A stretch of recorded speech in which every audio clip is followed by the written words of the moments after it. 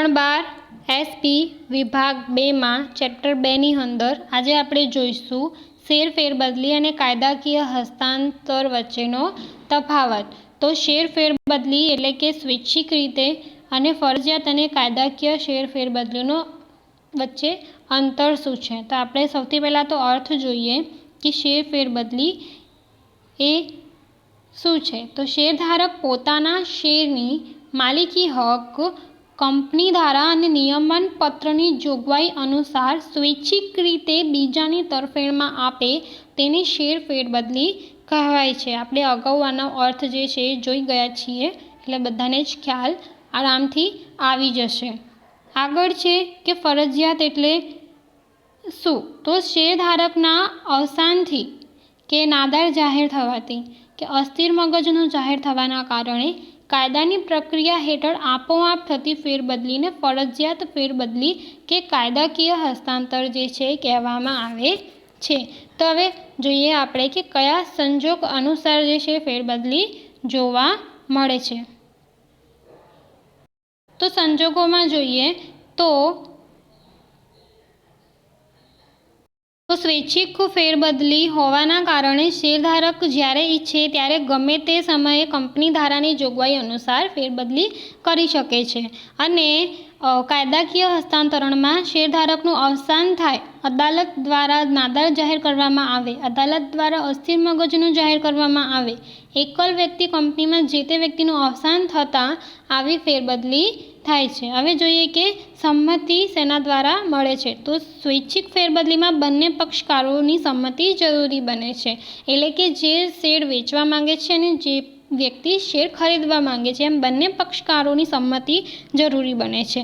જ્યારે કાયદાકીય હસ્તાંતરણમાં ફરજિયાત ફેરબદલીમાં આવી સંમતિ જરૂરી બનતી નથી। કેમ? કારણ કે આપોઆપ તે વ્યક્તિના મૃત્યુ બાદ કે કોઈપણ સંજોગ અનુસાર આપોઆપ જે છે ફેરબદલી થઈ જાય છે માટે। હવે જોઈએ તો અવેજ। તો શેર ફેરબદલી બે વ્યક્તિઓ વચ્ચેના કરારના કારણે ઉદ્ભવે છે, તેથી જે છે અવેજ જરૂરી બને છે। એટલે બે પક્ષકાર અંદર જોઈએ શેર ફેરબદલીમાં માટે અવેજ જરૂરી બને છે। જ્યારે કે ફરજિયાત ફેરબદલીમાં જે છે એ શેર ફેરબદલીમાં શેરધારક માલિકી હક ગુમાવે અને કાયદાકીય રીતે જે કાયદેસરનો પ્રતિનિધિ હોય તે માલિકી હક મેળવે છે। તો આ વેચાણ નથી, બરાબર, એટલે આના માટે જે છે એ અવેજ પણ હોતો નથી। આગળ જોઈએ તો સ્ટેમ્પ ડ્યુટી એટલે સ્વૈચ્છિક ફેરબદલીમાં જે છે પ્રવર્તમાન કાયદા અનુસાર ફેરબદલી ફોર્મમાં નિશ્ચિત રકમના સ્ટેમ્પ જે છે એ જરૂરી બને છે। એટલે જે પણ સ્ટેમ્પ જે છે લગાવવાના હોય તે અનુસાર સ્ટેમ્પ લગાવવા જરૂરી બને છે। એટલે જો જરૂરી રકમના સ્ટેમ્પ લગાવેલ ન હોય તો શેર ફેરબદલી જે છે એ માન્ય ગણવામાં આવતી નથી, એટલે સ્ટેમ્પ જે છે લગાવવો ફરજિયાત બને છે।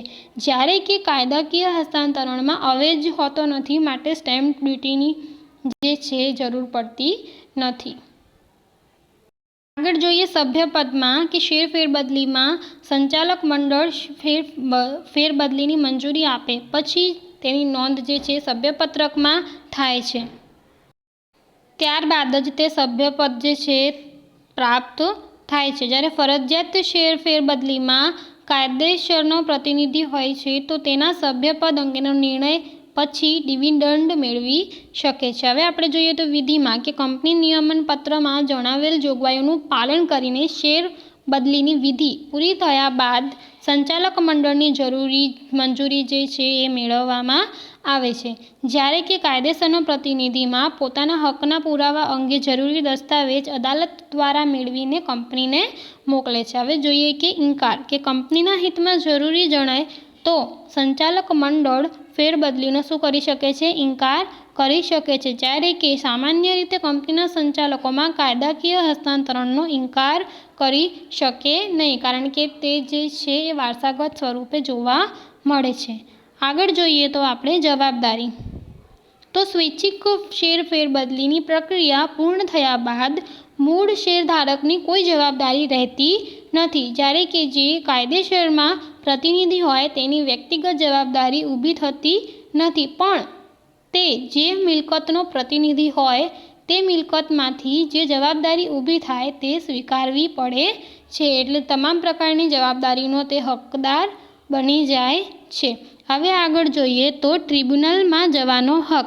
ટ્રિબ્યુનલ એટલે કે આપણે તો જાણી લઈએ કે તેને કહેવામાં આવે અદાલત, બરાબર. એટલે જો કંપની છે ફેરબદલીનો વ્યાજબી કારણ જે છે વગર ઇનકાર કરે તો શેરધારકને જે છે ટ્રિબ્યુનલમાં જવાનો હક છે, એટલે તે સત્તા ધરાવે છે. જ્યારે ફરજિયાત ફેરબદલીમાં ટ્રિબ્યુનલમાં જવાનો પ્રશ્ન ઊભો થતો નથી, કારણ કે કંપની આવી ફેરબદલીનો ઇનકાર કરી શકે નહીં. તો આ તફાવત જે છે તે પ્રશ્ન અનુસાર મુદ્દા લખવાના રહે છે.